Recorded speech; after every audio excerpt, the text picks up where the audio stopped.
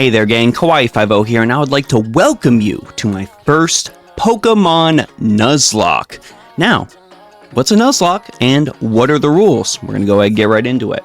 So, Nuzlocke means that I have to catch the first Pokemon in every single area, and I can't catch anything else. What I get is what I get. This is also going to be a hardcore Nuzlocke, which means if my Pokemon dies, it goes to the death box, and it is just dead forever, and I can't use it again. To add a little extra layer of spiciness, this is a randomized Nuzlocke, which means I have randomized basically everything in the game. I've randomized the starter Pokemon, I have randomized the Pokemon that are available in each area. I haven't done anything crazy like randomizing types or movesets, but I've also randomized some secondary shops as well as non-essential item placement, so we don't end up getting locked out. And what game are we playing? It is the incredibly overhated Pokemon Ultra Sun. I actually really love the Alola games, thought this would be a great place for us to start. So go ahead, sit back and relax and enjoy our first sojourn through all of Melemele Island. If you like this video, maybe consider liking and subscribing as well. That would really help me out. I gotta be honest, friends, what's about to happen in this playthrough frightens me because, let's be real, I made everything random. Okay, Kukui, this is the moment of truth. What are my options? What the hell is this? So this is the difficulty of this decision right here. I can't pick Combee. I cannot pick Combee because I don't know if Combee is going to be female, and if Combee doesn't turn into Vespiquen, I am screwed. I am abjectly screwed. As far as Burmy goes, I don't really think a Wormadam is going to be super helpful, so I think Rufflet is 100% our go-to. I think there is absolutely no better choice I can make right now than Rufflet. And since Rufflet becomes the American Pokemon, we need a strong American name, a masculine American name, a powerful American name, a story general. There he is. Eisenhower. With Eisenhower the Rufflet in tow, we skedaddled forward, moving through the tall grass and fighting things that we definitely shouldn't be fighting right now, but still granted us some awesome EXP. As we headed further up, we ended up meeting our rival, Hau, and Hau ended up completely affirming my decision to pick Rufflet as he threw out a male Combee, which he will now be stuck with for the rest of the game because I'm forcing him to keep his starter. As we headed through the village, we ended up meeting Lily and needed to end up saving Nebby because he is bad at everything, as usual. And we completely lamented the fact that we couldn't catch any Pokemon yet because freaking Manaphy showed up and ended up getting absolutely deleted by our Rufflet. The next day, Professor Kukui showed up at our house, totally not planning to, do anything with our mom that doesn't require us to be present, like every professor probably does in every single Pokemon game. And he took us out and taught us how to finally catch Pokemon. That is where we ended up meeting our very first new ally, and that was a Tropius. Tropius, of course, we gave the incredible nickname of Bananarama, and then we ended up taking Bananarama and putting him in the front of our party so we could, train him up and be ready for whatever came forward. To showcase to you that I am not lying, the very first trainer we ended up fighting had a Magnemite, which they definitely should not have at this point in the game. Bananarama put up a valiant fight that took basically forever, and we ended up defeating that Magnemite as well as several other trainers on the path with more manageable Pokemon. And then we ended up finally making our way to the ceremony, doing a holy Pokemon battle for Tapu Koko. Unfortunately, Hau only caught a Sentret in this time, so we ended up deleting him very, very quickly, and he was way too happy for the beating that we just gave him. Loser! You're a loser! As we headed off with Lily to meet the professor and get our Pokedex upgraded, we ended up entering a new area. New area, of course, means new Pokemon. And we ended up running into a Kirlia. Yes, I know there are probably plenty of Gardevoir fans watching this right now who are thinking some very unholy thoughts. We ended up catching the Kirlia, and we named her Gardenia. I was then honestly very sad as we encountered a Drampa as we continued forward, and I really would have preferred to have this, because it's, a very majestic Pokemon that helps you if you're bullied by burning down your bully's house. I did not make that up. That is literally in the Pokedex. Go read it online right now. So, sorry Drampa, but you gotta go. And with a fully upgraded Rotom Dex in hand, we were ready for the next stage of our journey. Okay, here's our first PC. Our next objective was to head to the trainer school where we could, learn how to be a halfway competent Pokemon trainer. And that is where the item randomizer really started getting out of hand, as we just picked up Lucario Knight for some reason. I'm going to be honest with you, this is going to happen a lot, and I really don't think I'm going to end up getting any of these megas at any point during the game. We ended up heading into a grassy area in the trainer's school because, yes, new area means new Pokemon, and sadly, our team started filling up with grass types. We ran into a Leafeon. Don't really need it, but should have ended up catching it anyways, so we did. We ended up naming our Leafeon Spriggan. We moved through the trainer's school with ease, dispatching absolutely everyone that came our way, and we even ended up beating the teacher, so the student then becomes the master. We left the trainer school and moved forward to the next city. And it is in this next city, with our wild Pokemon encounter, this Vanillish, that the run ended up going very, very wrong. Who is going to be the next one? Ooh, Vanillish.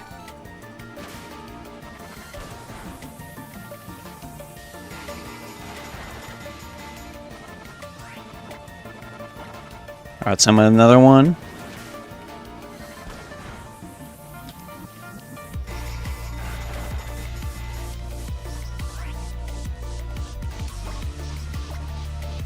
And Pokeball, go!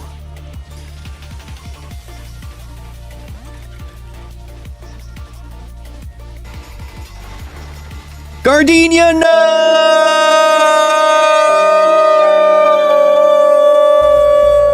No!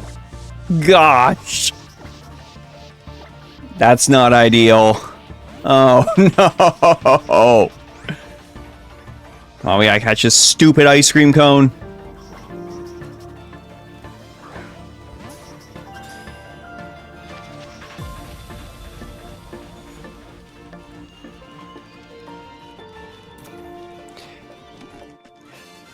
Okay.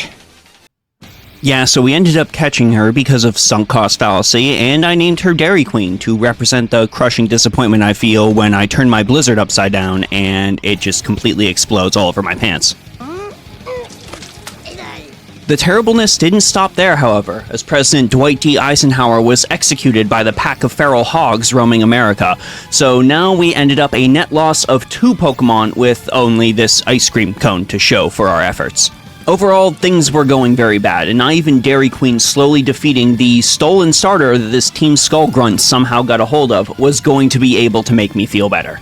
We then entered the most wretched war of attrition I've ever seen with Captain Alima. As his Starly continually dealt damage to my Dairy Queen, I then would have to heal Dairy Queen, and then just got dealt damage again. This ended up lasting for about a good 5 minutes, until we finally ended up taking the risk, not caring if we were losing the ice cream cone, and we ended up defeating the Starly. Alima's next Pokemon didn't really feel nearly as better, because it was just a Togepi, and not even Metronome could save it from a gigantic flying banana tree. After Lily ended up lore dumping on me, not realizing that Tapu Koko saved me way back when, because, well, I am the protagonist, I ended up getting a huge win when it came to catching another Pokemon. Even though we lost 2, we ended up encountering in the tall grass a freaking Kommo-o. And that was absolutely amazing. This thing is going to put in so much work through the run if she ends up surviving. After catching the Kommo-o after a very long, very delayed battle, throwing only Pokeballs at it, needing to get this win, we ended up naming her Komi.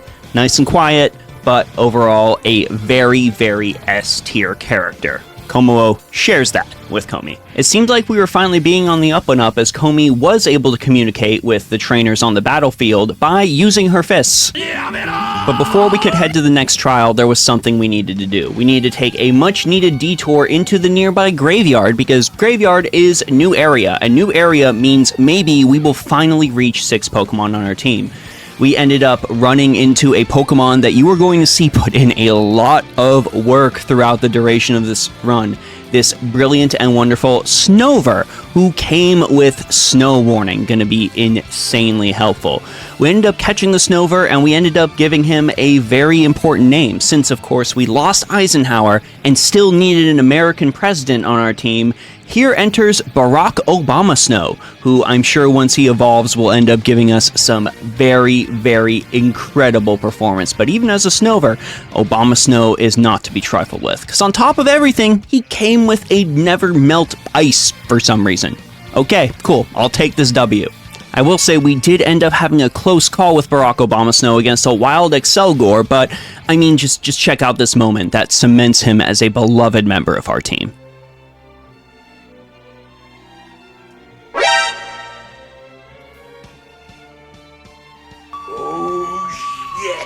Moving forward to where we will eventually Mantine surf, we remembered that there is a deep sandy cave underneath here, and in a sandy cave is of course going to be a new Pokemon encounter. We ended up finding a Breloom, again adding to our stable of grass types. Not what I'm looking for, but I will take pretty much anything at this point. She will be named Loom. With Loom as the new addition to our squad, Barack Obama Snow faced off against a gigantic balloon that kidnaps children, and it didn't really stand a chance. Next, as we headed towards the trial, we encountered a berry bush, and there's a reason I'm talking about these berry piles, because they are unintentionally OP with the way I ended up setting up this game. You see, with me changing non-essential items, that includes berries, and items in berry piles do get swapped out for other items, and they are completely randomized on top of everything. So because the way the berries are seeded, I was going to get 2 of one berry and 1 of another berry, making 2 of the items the same thing. So we picked up 2 light clays and 1 max elixir from this berry pile. 0 berries overall. This is probably gonna get out of hand, isn't it? Yes, it is, because our next berry pile that we ended up finding near the Pokemon Center right next to the trial ended up giving us a Misty Seed and 2 pairs of Wise Glasses. Yeah, I probably shouldn't have changed this, but we're too far in now. We just gotta go with it. After picking up yet another useless Sableknight, man, these Mega Evolution things are just basically getting nothing at this point. We were ready to take on Captain Elima's trial. I am as prepared as I can be for this. There is absolutely nothing else I can do. I have over 57 potions sitting in my bag. There is just absolutely nothing I can do that would be better than this. So we're going to just go ahead, take the trial, and see what happens. Now, entering the trial, we get told we need to beat up the 3 random Pokemon in this cave. I know that looks like a young goose, but again, everything is randomized. So this can either be really good or really bad. Right out the gate, the first thing we tidily defeat is a Honedge, which I really wish I had been able to get in my party. This kind of sucks. But then I gotta tell you, the most terrible thing on the entire island happened. We are early in our Pokemon journey, and who is the second Pokemon to face us?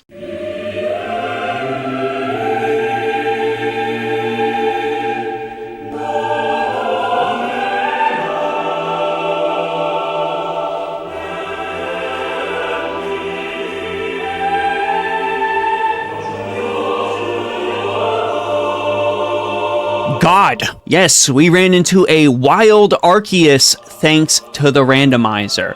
And there, I was frightened. I was very, very scared at this moment. I had no idea what God would have been capable of as he tried to defeat me. However, Barack Obama Snow just continually buffeted him with hail and sent him into a different ice age while he continually used cosmic power and increased gravity.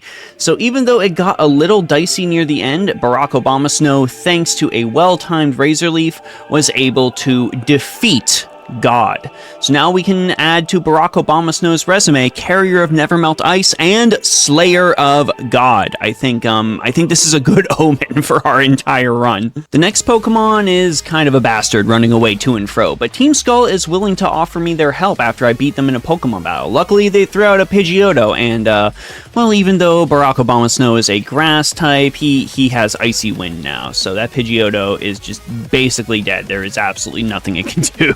This last Pokemon is a lot easier to fight than God, being just a baby Vanillite, so I don't think you need explanation as to what happened here. Filled with a newfound sense of confidence that can only be achieved by ascending to heaven and killing God, I ended up heading directly into the Totem's den.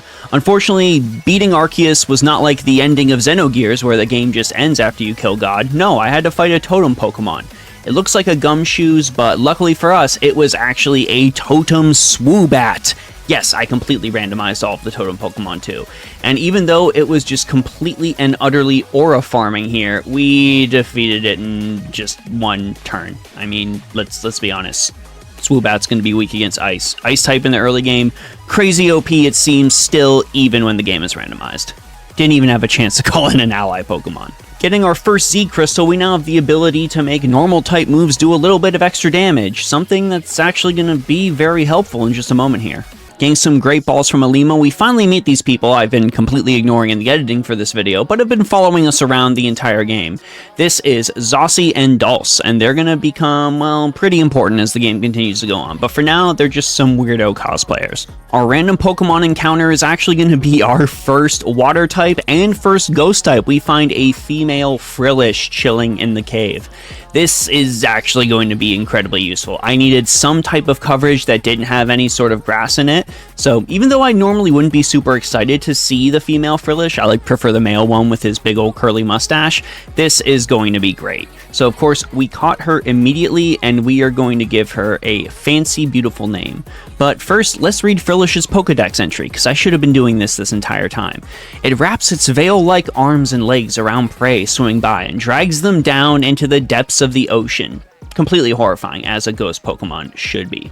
Her name is going to be Fifi. Adorable. And with Fifi's addition to the team, Spriggan is going to get sent to the box. I get that you're a pretty good grass type, Leafeon, but I have plenty of grass coverage in the team. We need Fifi more than you right now. And quick aside, as is the standard in this run, I immediately encounter a Larvitar right after Fifi, which is something I really would have preferred, but we've just got to go ahead and put it down. And with Alima's majestic gate-opening powers, we're able to head to the next route. Before that, however, Kukui teaches us how to JoJo pose to unlock the true potential of our Pokemon. Yes, posing does make you stronger. This is one thing that the Alola games totally got 100% correct. I mean, look at JoJo's, look at Kamen Rider, look at basically anything that is good.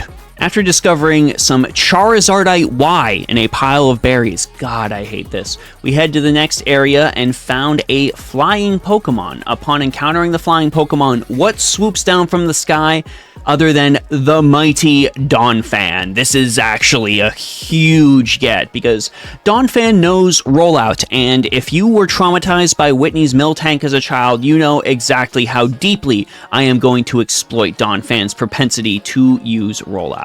We're going to take Donphan, and we are going to give him a fitting, beautiful name in the form of Don Corleone. And who's going to get swapped out of our party for him? Well, sorry, Bloom Loom. Again, way too many grass types right now. Now, I don't really need to show anything regarding fighting trainers on this route, because they were all pretty boring and unimpressive. I mean, the only thing I'll show you is this Riolu, of course, the Aura Pokemon, which literally just stands there aura farming. It does absolutely nothing the entire fight, as Fifi just completely and utterly wails on it. Well, I guess I probably would have been a better trainer for that Riolu, but no, it's fine, just give me 48 grass types. We also ended up picking up an old Amber on this route. I don't know exactly if this will become useful later down the line, but I'm just gonna note it here just in case. You can let me know by the time the series is over if this ended up mattering. So as we head forward, Nebby is unfortunately being a little bastard and going places where he should not belong. He has no ability to defend himself. It is essentially a toddler walking somewhere that he should not belong. I really think Lily needs to keep this stupid thing on a leash.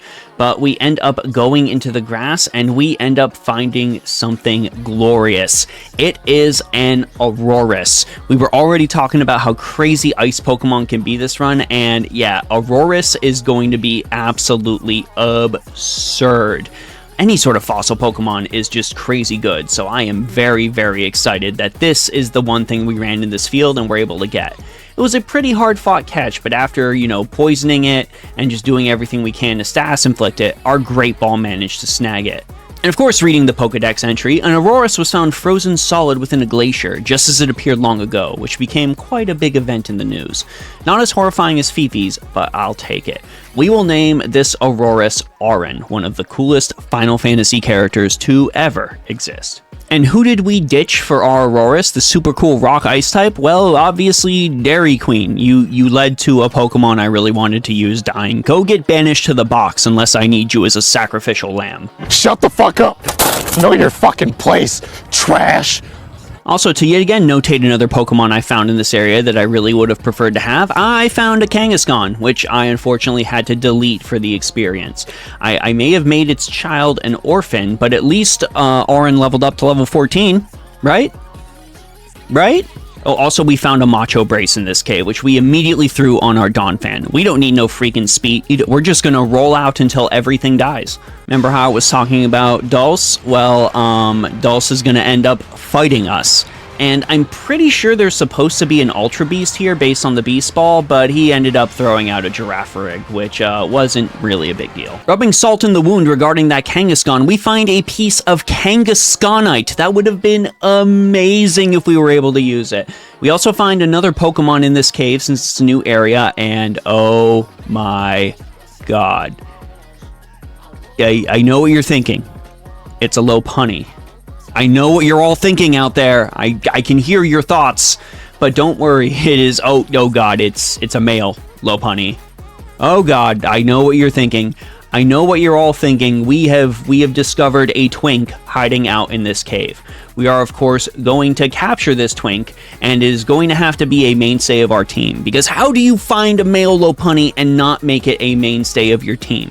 Lopunny regrows its coat twice a year, mufflers and hats made from its fur are really warm. It's a male Lopunny! You've, of course, got to give it the most fitting male Lopunny name. Welcome to the team, Astolfo. If you know, you know. As we exit the cave, we are once again able to fight Hao, which, yep, still has that male Combee.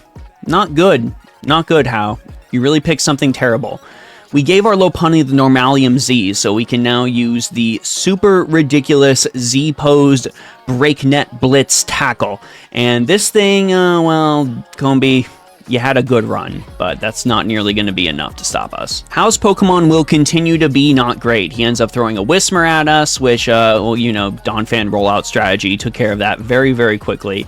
And he also ended up throwing out a Clamperl, which would have been okay against Don Corleone, but we just threw Barack Obama Snow out there to delete that thing immediately. Take that, great value, Cloyster. And with our new team all juiced up and ready to go, it's here, the big moment, the kahuna battle of Melemele Island, and the end of our video.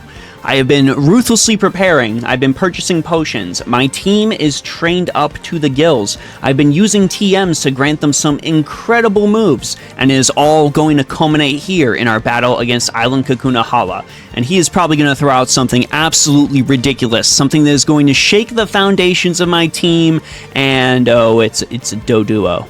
Okay. So, Astolfo, go delete that Doduo for me really quick, please.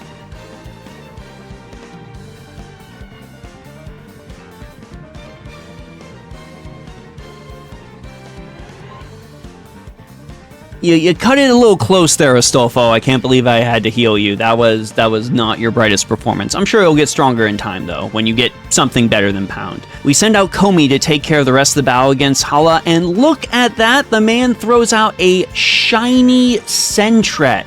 Gotta say, I am jealous to see any sort of shiny, but seeing that we're fighting against that one, that's just going to be a little bit of salt in the wound. And yes, I turned on the potential for trainers to have shinies just to make myself angry.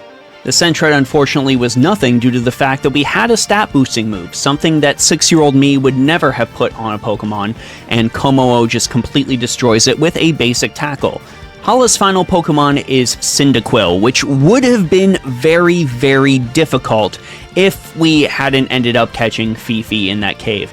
Now that we actually have something that can take care of grass types and our ice/grass team can't just get utterly swept by them, Cyndaquil was not very much of a challenge. You probably should have evolved that, Hala, I'm just going to be honest.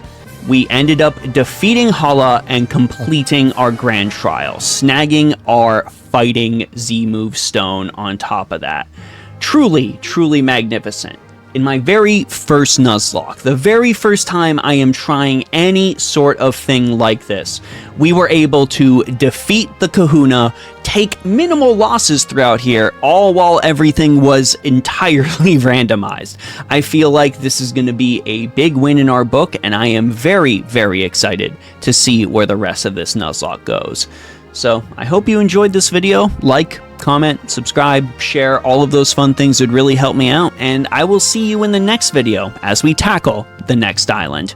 Have a phenomenal day, and I'll see y'all later.